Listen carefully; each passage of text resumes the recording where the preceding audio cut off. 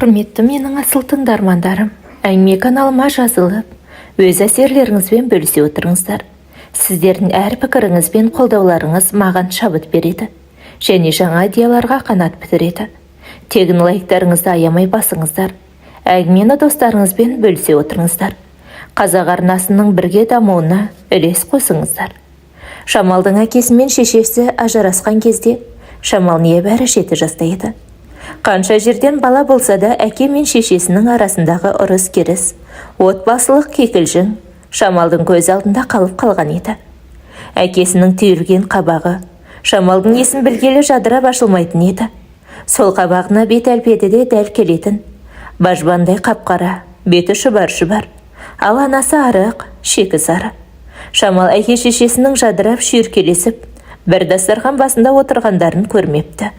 Қай уақытта болса да Жамалдың байқағаны, әкесі түн жарымын өткізіп, үйіне келеді. Анасы да кейінгі кезде жұмысына кетіп, үйіне жай оралатын болып жүр. Жамал да өз күнін өзі көріп, барды жоқтан шекіліп-пісіліп бірдеңе жасап шеді. Енді қайтсын, аштан өлмеудің күнін көру керек қой. Көйлектері де жуылмай, кірге тастаған көйлектерін алып киетін болды. Кейде кір сасыған көйлектен жиіркеніп, шалпылдатып суық суға, кірі кетсін кетпесін жуып киетін болды. Жамалдың түсінігі бойынша әйел заты ішімдік деген пәлені ауызға алмайды деп ойлайтын. Қателесіпті. Бастапқыда анасының аузынан жеңіл ішімдіктің иісі шығып келетін еді. Бара-бара кәдімгідей сылқия тойып келетінді шығарыпты. Анасы ішетіннен бері әкесі үйіне қонбайтынды шығарған. Сонда Жамал әкесін іздеп, анасынан сұрап аласырушы еді. Бірде жаңбыр жауып тұрғанда, Жамал үйіне кіре алмай далада қалып, суық тиіп ауруханаға кәдімгідей жатып қалды. Артынан анасы 1-2 дүркін іздеп келгені болмаса, жарытып тамақты да әкелмеді. Әкесі келді. Қолында бір дорба алма мен жаңа көйлек. Жамал алмаға қуанбаса да көйлекке қатты қуанды. Бұрыннан әкесіне ренжіп, өкпелеп жүруші еді. Енді өкпесі шайдай ашылып, қабағы ашылмайтын қатал әкесі демде, мейірімді жандай болды. Ауруханадан шығып үйіне келсе, анасы ішімдікке салынып кеткелі, үйдің берекесі ұшып, шашылып жиналмай жататын төсек орындар, жуылмай тұратын ыдыстар жуылып, үйдің іші жиналып берекесі кіріп-ақ қалыпты. Жамалда апа деп анасын сағынып, іздей бастап еді. Қазан ошақ басынан өзіне жат, өзге өкіл ұлтты бір әйел шығып, Жамал, қызым келе ғой, қарның ашты ғой, тамақ іше ғой деп, Жамалды дастархан басына ертіп әкеліп отырғызды. Дастархан жайнап тұр. Жамал шөлдегені соншалық шай екен деп ішкені шай емес, түсініксіз бір сусын болып шықты. Енді дәмі деген керемет. Қайтадан сұрап ішуге ұялып, сол отырған орнынан қозғалмай отырды. Жаңаға ел Жамалдың асты үстіне түсіп, тамақтан алып отыруын өтінді. Жамалға қазақша тіл қатып, әкесімен орысша тілдесіп жатты. Жамал осы уақытқа дейін білмеген екен әкесінің орысша сөйлей алатынын. Ал ана бейтаныс әйел өте сұлу десе де болады. Әсіресе иықтан бұйраланып түскен қою қара шашы, ботаның көзінде мөлдір қара көзімен, қосанары еркек түгілі әйелді еріксіз байлап қояды. Жамал әлі түсінбей отыр. Апасы қайда? Бұл әйел кім деп? Жамалдың осы ойын оқып қойғандай әкесі Жамал ес білгелі бірінші рет шығар, алдына алып, басынан сипағаны. Жамал, мына тәтей Рада. Енді ол бізбен тұрады. Саған көп көйлек сатып әпереді деп бастағаннан, бала болса да Жамал бір сұмдықты сезіп, апама барам, өзімнің апама барам деп шырылдап кетті. Рада деп таныстырған тәтейі Жамалды шуатпақшы болып еді. Жамал қасына жолатпай қойды. Жамалдың қылығына ыза болған әкесі Жамалды шапалақпен тартып жіберді. Жамал ұшып түсті. Жылағанын қойып, көзінің жасын сүртіп, әкесіне кектене қарады. Әкесі бала болса да Жамалдың көзінен тайсалды. Сол күні Жамал нәр татпастан жатты. Әкесі ана елмен бір бөлмеде жатты. Көзін ілмеген Жамал түннің бір уақытында дейін әкесімен ана әйелдің ыңқылымен сыңқылын естіп шықты. Арасында әкесінің гүрілдеген даусымен ана әйелдің сайқал күлкісінде естіді. Құлағын қанша жапса да дауыстарын қайта-қайта естіді. Ертеңгісін дастархан басында әкесі сен менен тұрмасаң, ертең шешеңе апарып тастаймын деді, гүрілдеп. Апама кетем деп, Жамалды тайсалмай әкесіне қарады. Сол күні шешесі түс ауа келді, Жамалды көріп, бода-бодасы шығып жылап алды. Жамал тағы түсінбеді. Шешесі жүктерін жинастыра бастады, жүктерін жинастырып болғанша. Әкесі екеуі бір-біріне айтпағанды айтты. Шешесі арасында Раданы жұлмақшы болып, шашына жабысты. Сол кезде әкесі шешесін ұрып жықты. Сонда ғана Жамал, әкесі мен шешесі осы Рада үшін ажырасып жатқандарын, шешесінің ішкілікке салынып кеткенін түсінді. Сол күні түс ауа нағашы ағасы, шешесі екеуін көшіріп кетті. Нағашылары да жетісіп тұрған жоқ. Бүкіл бір үйір, отбасы бір сиыр, 5 ешкімен жан бағып отыр. Жамалды анасымен көрші көшедегі бір ескі тамға орналастырды. Тамның ескілігі сонша көптен бері ешкім тумағаннан білініп тұр. Оның естіне ауыл жастары сол жерге барып, жын ойнақ жасап тұратын жерлер екен. Әзірге осы жерде тұра тұрыңдар, кейін ыңғай болып жатса басқа үй тауып берерміз. Болмай жатса, осы тамда күрделі жөндеу жасап береміз деді. Жамалдың анасына бәрі бір еді. Оған қарағанда қаршадай Жамал мынандай үйде тұруға намыстанды. Амал жоқ, тұруға тура келді. Жамалды отбасында болып жатқан тірліктер ерте есейтіп жібергенде болды. Әсіресе соңғы көргені өздерінің үйінде әкесі ертіп келген Рада атты әйел, түнімен әкесі екеуінің жасаған жын ойнағы, тегі ойынан кетер емес. Әкесі өзінің шешесімен бұлай болмақ тұрмақ, күліп қарамаушы еді ғой. Мына Рада енді менің әкеме қалай қарап жүр екен? Шіркін, үлкейгенде Рада сияқты сұлу болсам ғой. Содан бастап кішкентай Жамалдың ойынан сұлулық пен байлық кетпеді. Байлық туралы ойлаған сайын анасына мұрнын шиіре қарап, бетінен сүйейін деген анасына апа қойшы болды деп, шешесінен бетін тартып алатынды шығарды. Кейде сенің бұна өміріңнен жалықтым, мен сенікі сияқты өмір сүргім келмейді деп, шешесінің көңілін қалдырды. Мектепке барғанда үстіндегі киімі де іліп алар емес, ескі еді. Қанша дегенмен балалар мазақтап, Жамалды өздерінің қатарынан қосқылары келмеді. Оның ісіне басы биттеп кеткен кезде шешесі шашын тазалауға шамасы келмей, ұстарамен қырып тастап еді. Енді сол шашы тікірейіп, ол баланың шашындай өсіп келе жатыр еді. Әбден қорланып бітті. Көшіріп әкелгенде нағашылары басқа үй тауып береміз деп еді. Енді олар қозғаларда емес. Шешесі де жұмыс таппағандай мектепте еден жуғыш болып орналасыпты. Жамал қаршадайынан айналасына кектеніп өсті. Әкесінің шешесін тастап кеткеніне, шешесі соны көтер алмай ішімдікке салынып кеткеніне, өздерінің ел қатарлы тұрмыстарының дұрыс еместігіне, қысқасы бәріне күнәні айналадағылардан іздеді. Бір сөзбен айтқанда қызғанышпен өмір сүріп бастады. Кішкентайынан алға қойған мақсаты арманы болды. Тырбанып жанталасып біреудің алдын орап кетуді ғана білді. Жамалды бір көрген кісілер болашақта қандай болып өсер екен деп жағаларын ұстайтын. Жамалға ескіре келе өзінің теңі емес, өзінен 2-3 жасар қыздармен араласып жүрді. Солардың қысқарған киімдерін сұрап киіп, соларға еліктеп өсті. Солардың әңгімесін тыңдап неше түрлі газет журналдарды оқыды. Журналдардағы суреттерді ойып алып, бастарына өзінің суретін жабыстырып, болашақта қайтсем де осылардай болам, машина менем, көп ақшам болады деп армандады. Уақыт бір орнында тұрсынба Жамал 8-ші сынып оқып жүргенде, өзінен үлкен жігіттерге қарап, ақшасы бар дегендерге қылмыңдап, көз сүзе бастады.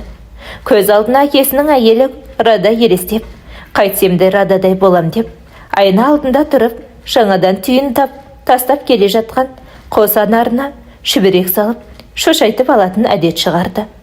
Шашындай кеспей, мектептен келе сала жалбыратып, бош шүберетін болды.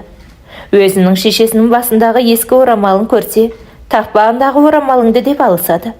Шешесі байғұс қайтсын. Ескі орамалдан басқа бір тағар, 2 орамалы бар. Біреуін жұмысқа тақса, екіншісін той-томалақ қонаққа тағады. Қызы есейген сайын шешесі, қайтсем көңілімнен шығам деп, тапқан таянғанын қызына жамай береді. Бұрынғыдай ішімдікке салынып ішпесе де ара-тұра аузынан иісі шығып тұрады. Жамалдың шешесі де нашар отбасынан шыққан. Не қыз болып жылтырап көйлек кимеді. Әпкелерінен қалған көйлекті киіп өсті. Қала берді, туған туыстарының әкеліп берген ескі құсқысын іліп жүре берді. Одан тиген күйеуде үлде мен бүлдеге орай қоймады. Басы таяқтан арылмады десе де болады. Жамал туылғанда күйеуі ұл тумадың деп, қақаған аязда үйден қуалап жіберген. Содан суық тиіп ауруханадан бір-ақ шықты. Міне содан бері ет алып толмады. Жамалды емізіп отырып, қызымның өмірі менікіне ұқсамасы екен деп тілеуші еді. Тапқанына Жамалымен үстіне жамап, аузына тосып отырғаны сол. Ал Жамал болса, сол шешесіне намыстанып қадірін білмейді. Жамал кейде шешесіне «Он алмасаң да, мені киіндіру міндетің» дегенде, шешесінің төбе шашы тік тұрып, қызының болашағынан қорқатын. Жамал 10-шы сынып оқығанда, өзінен 10 жас үлкен, ауқатты жерден шыққан жігітпен әуектеп бастады. Сен мектепті бітіре сала үйленеміз деген сөзді естіген соң, сабақты оқығанда мүлдем қойды. Қайта әкесін іздеп барып, маған киім алып бер деп қиғалықтап салып, әкесі Радаға қосып, қалтасына ақшасын салып беріп, қалаға базарға жіберді. Жамалға керегі де сол еді ғой, жол жөнекей Радаға күйеуге тиетінін айтып берді. Арасында шіркін, менің шешем сен сияқты болғанда ғой деп қояды. Рада Жамалға бір сыпыра киімдер, туфли алып берді. Соның ішінде өзіне ұнағаны қызыл трикотажды кофтамен, денесіне дене болып тұратын белдемше еді. Жамал үйіне 2 дорба киіммен қайтарында. Рада бірдеңе қажет болса келіп тұр деп шығарып салды. Үйіне келген соң шешесіне «Мен үйленем» деп хабарлады. Шешесі қызының жігіті кім екенін айтқанда, шешесі үзілді кесілді қарсы шықты. Сол күннен бастап Жамал мен шешесі арасындағы мысық жүгіріп өтті. Жамалдың алға қойған мақсаты мен арманы шетінен орындалып келеді. Енді ақшалы жігітіне тұрмысқа шығу ғана қалды. Жігітіне тұрмысқа шығуға да ешкім кедергі келтірмейді. Шешесі ма, азар болса мені көрмей қояр, мейлі деп ойлады. Жамал 10-шыны бітіре сала бір ай өтпей тұрмысқа шығып тынды. Жігіттің үй іші құдалық ырымын жасады. Жамалдың шешесі де қарызданып, қауғаланып, құдаларын тосты. Жаманды жақсылы сый-сияпат беріп, шығарып салды. Бірақ жастарға той жасаймыз деген сөз құдалар жағынан айтылмады. Жамал өзі армандап, үлдемен білдеге оранып жүрем деп, шыққан тұрмысы арманын быт-шытын шығарды. Бір сөзбен айтқанда қатал ене, ызыңдаған қайын сіңлілер. Жамал қайын сіңлілерге бай болды. Бір басына 4 қайын сіңлісі болды. Үйінде бір затты әрең орнынан қозғайтын Жамалға ертеден қара кешке дейін салпылдап жүру оңайға соқпады. Ақ көйлек киіп той жасату, қалаға барып қалаған оқуына түсу көзінен бұлбұл ұшты. Үйдің күйбең тірлігінен қолы босамайтын болды. Күйеу ертеден қара кешке дейін жұмыста, қала берсе достарымен жиналуға кетіп қалады.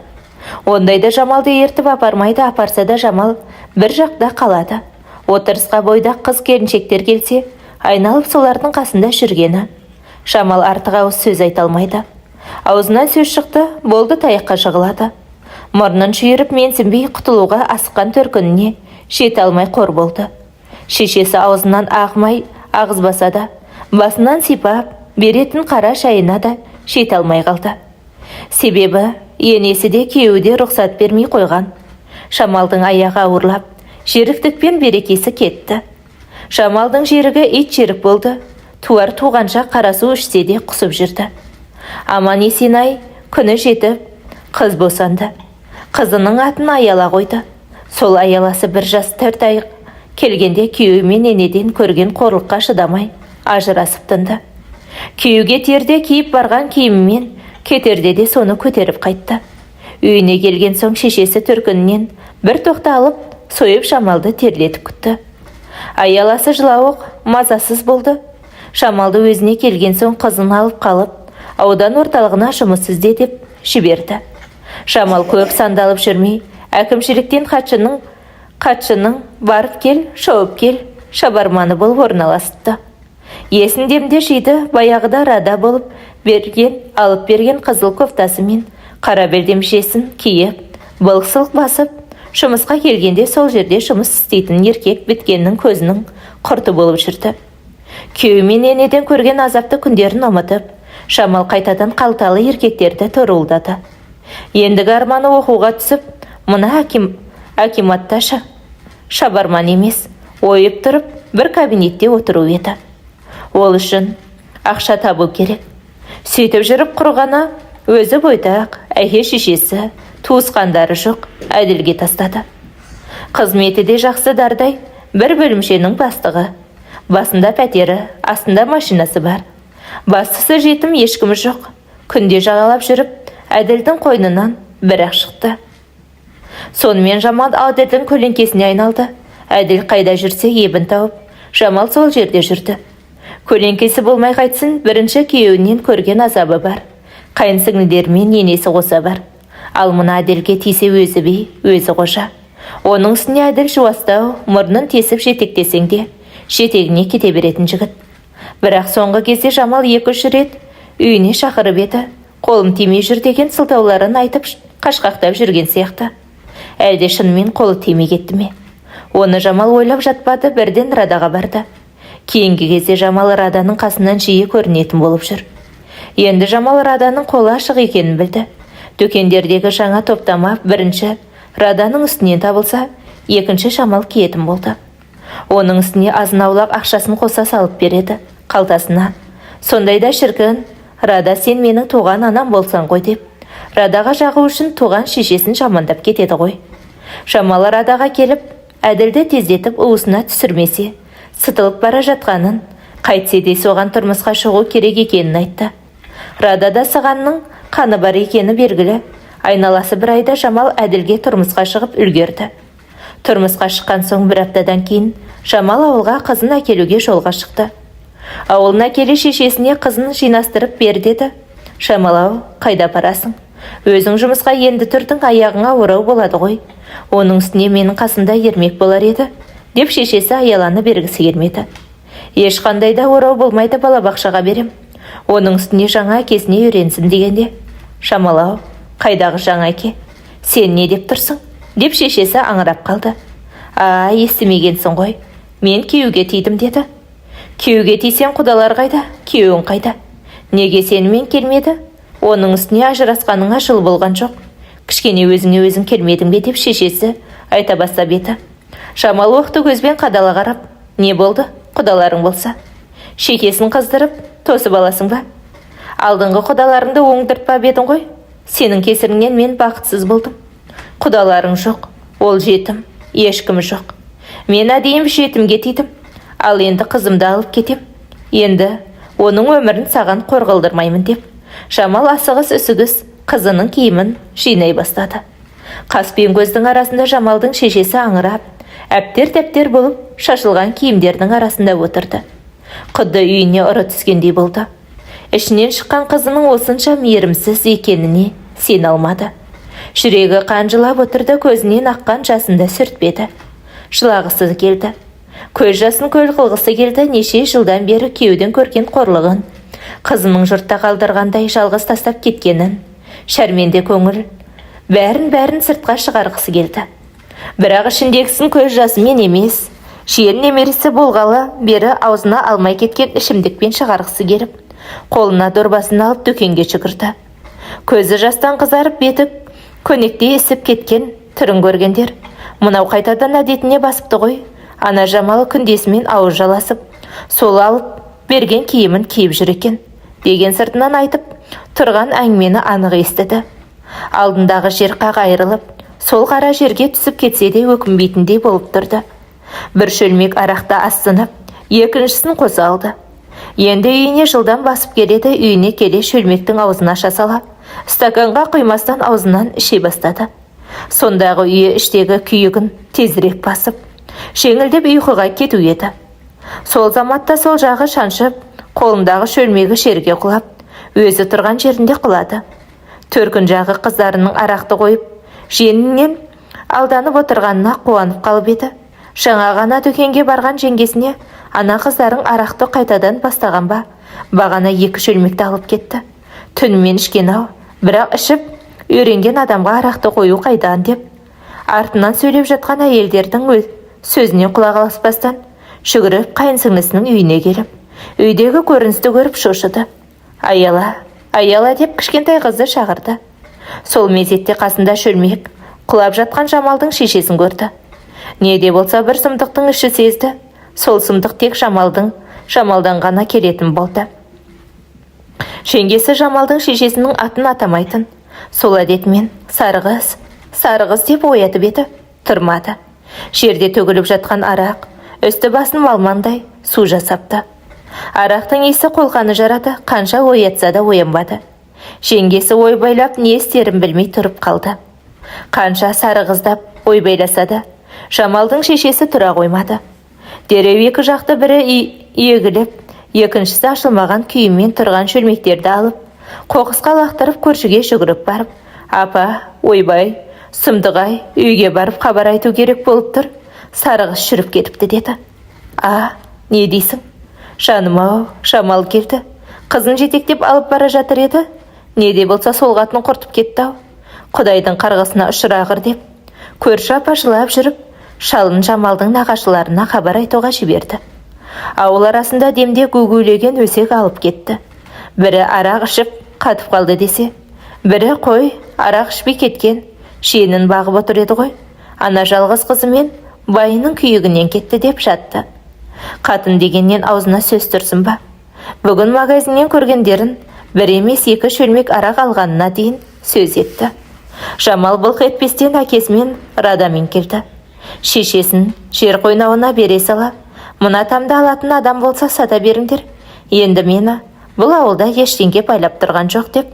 Сатпа, ауыл болса да бір үйің бар. Ертеңгі өмірің қалай болады? Қызың бар дегендерге берген жауап еді. Құдды бір шешесін іздеп жүргендей Жамалға ешкім қарсы келмеді. Келместе еді. Себебі ауыл адамдары Жамалды жақсы білетін, көрмей кеткен күйеу баласы. Енесінің артын тазалап жүріп, өткенде Жамалмен келіп, көзінің тірісінде көріп қалмағаным-ай деп өкініп жүрді. Дегеннен там өте қалсын ба, тамды табыстап, Жамал күйеуімен қайтып кетті. Жамал көлікке отырмастан, сұмдық-ай, ең болмаса қалып шешесінің артынан шырақ жағуға жарамағанын-ай деп жатты. Жамал шешем өлді деп көп қайғыра қоймады. Нағашылар үйтіп-бүйтіп тамды жарты бағасына өткізіп, аш құлақтан тыныш құлақ деп, бір тиынына тимей әкеліп берген ақшасына, шешесіне құрандық деп елдер берген ақшасын қосып, аяланы балабақшаға апарғанға көлік керек, шәйі жүре алмаймын да, сылтауратып, астына көлік алып алды. Бұлқан-талқан болып жүріп, оқуға да түсті. Әділ өзінің ақылдылығы мен сабырлығының арқасында әкімдікке көтерілді. Жамалдың көкірегі мұңда жоқ болды. Әділ әкім болғалы баяғыдағы бір ғана арманы, ұшы-қиыры жоқ, көп арманға ұласты. Уақыт бір орнында тұрама, сырлап келіп, аяланы мектеп табалдырығын аттайтын уақыт болды. Әділ аяланы туған қызынан кем қарамады.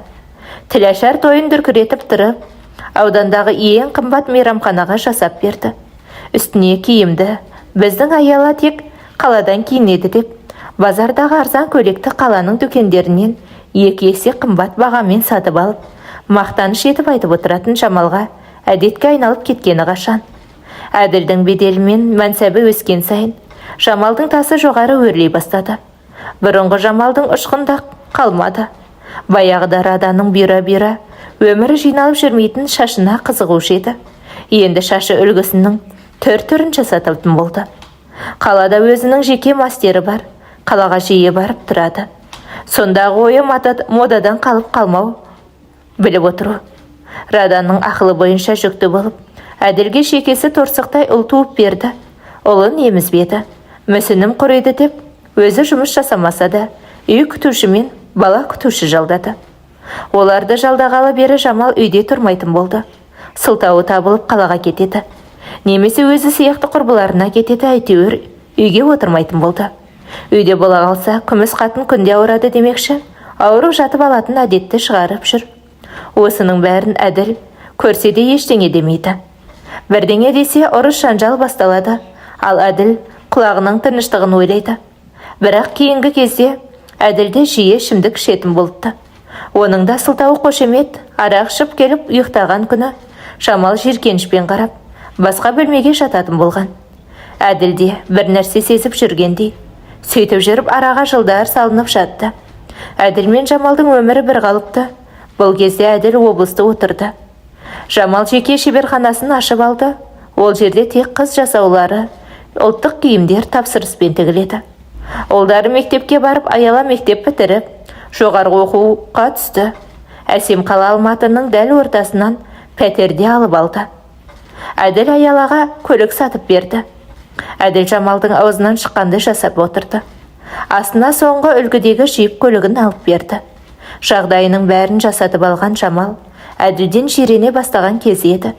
Жамалға енді өзінің көңілін көтеретін жас жігіттер қызықтыра бастаған еді. Жастарға деген жорығын Әділдің алыс туысынан бастады. Ауылдан келген жас балаға не керек? Тамағы тоқ, қалтасында ақшасы. Сорлы Әділ Жамалға жүргізуші етіп қойды. Ештеңеден күдіктенбей. Содан әрі қарай не боларын кім білер еді? Жамалдың жеке жүргізушісінің әкесі ауырып, ауылға қайтуға тура келді. Жамал оның орнына демде тапты. Осы жалғысы көршісі болып шықты.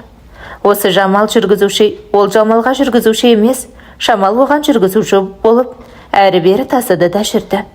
Шеберханасына зат алу керек деп қалаға кетеді. Онысы да ұзаққа бармады. Үйленіп көзі құрыды. Жамал өзінің қайдан шыққанын ұмытқалы қай заман. Сол уақытта шешесінің басына барып, Құран бағыштамады.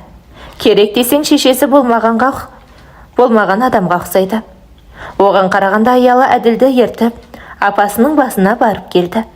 Жамалға шешесі туралы айтса естігісі де келмейді. Өзінің өмірінің бастапқы бақытсыздығына әлі күнге дейін шешесі кінәлайды. Бірде ауылдағы Әділдің туысының тойына баратын болды. Азаннан көлік келетінін ескертті. Азанда көлік келіп далаға шыққан Жамал Әділдің жаңа жүргізушісін көріп, бір жұтынып алды. Ауылға жеткенше Жамал сықылықтап, сайқал күлкісінен тамбады. Арасында Әділге өтірік наздана сөйлеп, Жамал бұл кезде әбден әккі, қу болып алған еді. Жас жігіттерді құрықты қалай салу керек екенін шеберіс болып алған. Жамал мен Әділ тойда отыр. Әділге қошемет, Жамалға құрмет көрсетілуде. Әділ арақты артықтау сілтеп отыр. Ал Жамал біресе Әділді аңылып отырса, біресе жүргізушіні көзімен ішіп жеп отырды. Жүргізушіде сен тұр, мен атайынның өзі екен. Әрине қылпыңдап алдында келіншектің өзі тұрса, бұл жұтынбай не істесін. Бір көздері түйіскенде жүргізуші сырт жақты мұндап кетті. Енді Жамал өтірік күліп, Әділді аңылумен болды. Әділ қошеметтен құр емес, Жамалға қарайтын түрі болмаған соң, сып етіп далаға шығып кетті. Далаға шығып қараңғыда көз үйретіп, қараңғыға көз сүңгітті. Ешкім көріне қоймады. Жамал ақырын басып, қараңғы жаққа аяқ басып жүре бастағаны сол еді. Ту сыртынан біреу білегінен шап берді. Жамал ойланып үлгермеді. Тістеп аузын баса қойды. Әділдің жүргізушісі екен. Жамал да қойсаңшы, ұялмайсың ба деп, мүләйімси шыққан үнінен кетер емес екені білініп тұрды. Қарулы қолымен Жамалдың аш белінен құшақтап, өзіне тарта берді. Жамал да бұлқынғандай болып, тыпырлап жүргізушіге қарай жабыса түсті. Дереу босанып шығып, шашын реттеп, біреу көріп қоймасын, ағаң ұйқыға жатсын деп, ырғала басып мейрамханаға кіріп кетті. Арақ сілтеп отырған арыстандай болып, шұлқынып тұрған жас жігіттің қойынан шыққан соң, Әділ бір сорлы болып көрінді көзіне. Енді Жамалдың ойы тезірек Әділді жатқызу еді. Қас қылғанда Әділде жабысып, арақты қазір көргендей болып отыр. Жамалдың шыдамы таусылып, тұр енді деп айғай салды. Қасында отырғандар Жамалдың үнемі күлімдеп тұратын беті сұрланып, көзі атыздай болып шытынап кетіпті. Әділде әрең отыр еді.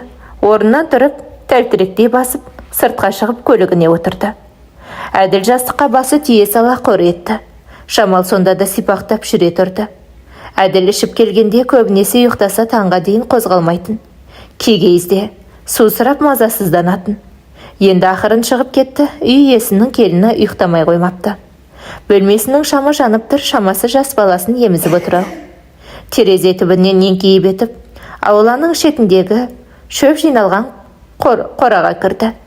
Таң атпастан күндегі әдеті бойынша Әділ ерте тұрды. Үй иелері самаурынға шайды қайнатып, қара қазанға қуырдақ қуырып, қонақтарының оянғанын тосып отыр еді. Әділ жуынып келіп, Жамалды оятты. Ол деген ыңылдап, керіліп, созылып жатып алды. Ұйқысы қанбай, төсекте електеніп жата тұрғысы келді. Түндегі жүргізушімен болған шайқасын есіне алды. Қанша дегенмен жастың аты жас қой, деп ойлап қойды. Қой тұрмасқа амал жоқ, қайта-қайта Әділді қылқылдатпай. Соңғы оятқанда даусы қатқылдау шығып, тұрсаңшы енді, не істедің түнде деп еді. Жамал орнынан атып тұрды. Жуына сала дастархан жайылған бөлмеге өтті. Дастархан басында төменірек жүргізуші жайғасыпты. Жүргізушіні көрген Жамал керіле басып, дәл қасынан өтіп бара жатып, жүргізушінің аяғының ұшымен түртіп кетті. Сөйтіп жүргізушімен Жамалдың арасындағы махаббат хикаясы басталып кетті. Жамал жас қыздай жүргізушіге ес тұстан айырылып қашық болды. Жүргізушіні көрмесе тұра алмайтындай болды. Әділге күнде болмаса да күн ара сылтауратып, жүргізушісін жібертіп отырды. Арасында жүргізуші отбасылық жағдаймен немесе ауырып жұмыстан сұранып кеткенде, Жамал да шеберханасының жұмыстарын сылтауратып, шеберханадан бір қызды ала кететін еді. Себебі Әділ сезіктенбесін деп. Бір күні Жамал алдына ала, «Әдеке, мен келесі аптаға Алматыға шеберханамның жақсы жұмыстарын апарып, тәжірибе алмастырып болдым», деп құлақ қағып жасап қойды. Әрине Әділге де әйелінің жұмысы жүріп, әйгілі болып жатса, несі жаман. Жамалдың жұмысына еш кедергі жасамай, қайта қолдап отырды. Әділ бір сөзге келместен, әрине, қайта қасыңа аяланы да ертіп аларсың. Ол да үйренсің. Кейін сенің ісіңді жалғастыратын қызымыз ғой дегенде, Жамал шоқ басқандай аршып түсті.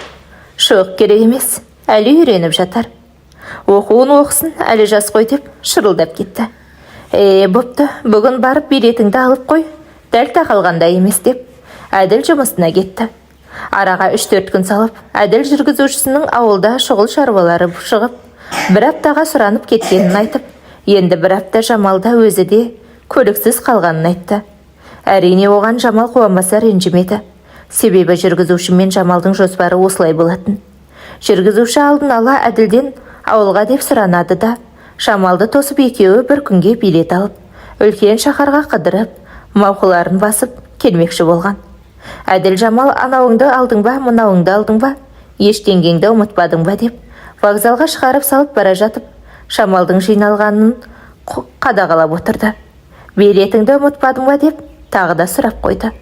Жоқ Әдеке, билетті қалай ұмытам деп, сайқалдана күліп, болды енді, жолыңнан қалмай жүре бер.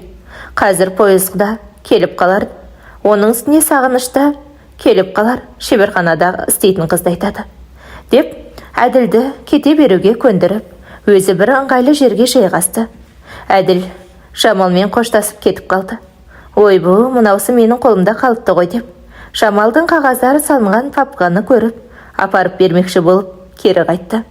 Жамал отырған орнынан отырып, біреу келетіндей қайта-қайта жан-жағына жалтақтап тұрғанын көрді. Сол мезетте жүргізуші құстай ұшып келе жатқанын көрді. Әділ бұл ауылына кетіп еді, қайдан жүр деп ойлап үлгермеді. Жамалдың қасына келіп құшақтап, қолындағы бір тал раушан гүлін ұсынды. Әділ өз көзіне өзі сенбей, орнынан қозғала алмай тұрып қалды. Аспан айналып жерге түскендей болды. Құдайда көріп жүрген Жамалы, ой сұмдық-ай, мен не көрдім, деп Әділ артқа шегіне берді. Ал Жамал мен жүргізуші құшақтасқан бойы кетіп барады. Әділ жалма-жан артына бұрылып, әлі жүре қоймаған пойызға қарай жүгірді. Жамал билет алған вагонға келіп, жол серікке келесіп, бекетке дейін деп сұранып мініп, бос тұрған көрінген жерге отырды. Сондағы ойы Жамал мен жүргізушінің арасындағы жағдайды анықтап алу еді. Жамал мен жүргізушінің қылықтарын көріп, пойызға отырғанына өкінді. Көзі әбден жетті. Екеуінің ойнас екеніне, оның үстіне көп уақыт болғанына да. Әділ келген бекетінен түсіп, кері қайтты. Өзінің қаласына келе дереу қорғаушысын шақыртып, барлық көргендерін айтып, у-шусыз ажырасу ісін реттеуді айтты. Қорғаушы лезде іске кірісті. Бір аптада Әділ үй жайын, көліктерін өз атына, шеберхананы аяланың атына аударуға дайындап қойды. Тек Жамалдың қолы ғана қалды. Шамалды вокзалдан Әділ емес, жаңа жүргізуші тосып алды. Көлікке отырып жатып, Әдекенің өзі күтіп алам деп еді. Кетерде деген сұраққа жауап алмады. Көлік үйіне емес, қорғаушының мекемесіне қарай жүрді. Не болды? Неге үйге емес, басқа жерге бұрылдың деп сұраған Жамалға жауап қайтпады. Себебі Әділ солай деп бұйырған еді. Олында көрсетпеуге шешті, ал аяла үлкен қыз. Кімге баратынын өзі шешсін деп ойлады. Қорғаушы Жамалға Әділдің шарттарын оқып отырғанда Әділ де келді.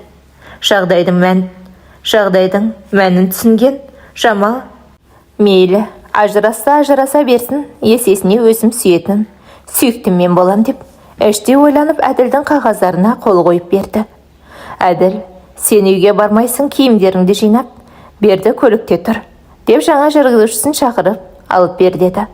Менің көлігім қайда деген Жамалға, маған жаяу келгенсің, осы бергеніме де риза бол деді. Сонда да Жамал өркөкіректеніп, қаздиып шығып кетті. Жамал шарт бойынша көрсетілген мекен жайға келді, яғни өзінің пәтеріне. Пәтер бір бөлмелі, ішінде түк жоқ. Жамал жүргізушісімен кездесетін күні белгіленген орынға барды. Жүргізуші де мән жайды біліп отыр екен. Маған бәрібір, бастысы екеуміз бір болсақ болды. Мен өзімде ажырасуға ұсыныс жасағалы жүргем, дегенде ғашығы ыршып түсті. Жамал, сенің не ойлағаның бар? Сен маған тұрмысқа шықпалы отырғаннан сау емессің ғой, деді. Жамалда несі бар? Енді екеумізге ешкім кедергі болмайды дегенде ғашығым мырс етіп күліп, Жамал, сен бері қара. Сен ойнас ретінде жақсы әйелсің, ал жұбайы ретінде сен жарамайсың. Күйеуіңе бір опасыздық жасаған әйел екінші рет маған солай жасамасыңа сенбеймін. Жамал, түкте олай емес. Мен Әділге болашағым үшін есеппен үйленгем. Ал сені шын сүйем дегеніне қарамай, Жамал, менің ауылда әйелім 2 балам бар деді. Жамалдың үстіне мұздай су құйып жібергендей болды. Солай Жамалжан, мен отбасымды тастап, деп тағы да мырс етіп күліп кете берді. Жамал аңырап, өзінің жеңілтектігінен от басып тұрғанын енді сезгендей болды. Жалғыз өзі бір бөлмелі пәтерде алдында шөлмекпен стаканды қойып, бар күйігін ашу ызасын арақтан алып отырды. Мен қаршадайымнан армандап өстім, сол арманым орындалу үшін туған анамды да саттым. Сөйтіп жүріп арманыма қол жеткіздім. Менде бәрі болды. Енді қайда солардың бәрі? Қой, мен бұлай өмір сүре алмаймын. Ертең Әділге барып, жаздым, шаңылдым деп кешірім сұрайын. Кешірім алу үшін 4 аяқтап тұрсам да мейлі. Ал егер кешірмей жатса, Радаға баруым керек деп қуанып кетті. Жамал өзімен өзі болып кеткелі Рададан да хабарсыз еді. Ол дүние салғалы жыл уақыт болып қалған еді. Таң атар атпастан Жамал Әділ жақсы көретін қызыл көйлегін киіп, Әділдің үйіне бет алды. Әділ суық қарсы алды. Жамалдың жылап, аяғын құшақтағаны да қарамай, өз кабинетіне өтіп, ішінен жауап алды. Сол мезетте аяла да келді. Ол да шешесіне бармайтынын, әкесімен, інісімен қалатынын айтқанда, Жамал, ол сенің әкең емес деді. Білем, мен бәрін білем. Бірақ мен үшін Әділ туған әкем. Мені осындай халге жеткізген ол әкем Әділ деп айтты. Жамал құры сүлдесін сүйретіп, пәтеріне қайтты. Ең ақыры туған қызымды сатып кетті. Жоқ, дұрыс, менің қызым ғой. Мен де шешемді тастап кетіп едім ау, деп Жамал пәтеріне келіп, жаман диван үстіне қисая кетті. Таң атар атпастан тұрып ауылға шешесінің қабірінің басына бармаққа жиналды. Бірақ бәрі де кешеді. Әңгіменің соңы зейін қойып тыңдағандарыңыз үшін алғысым шексіз.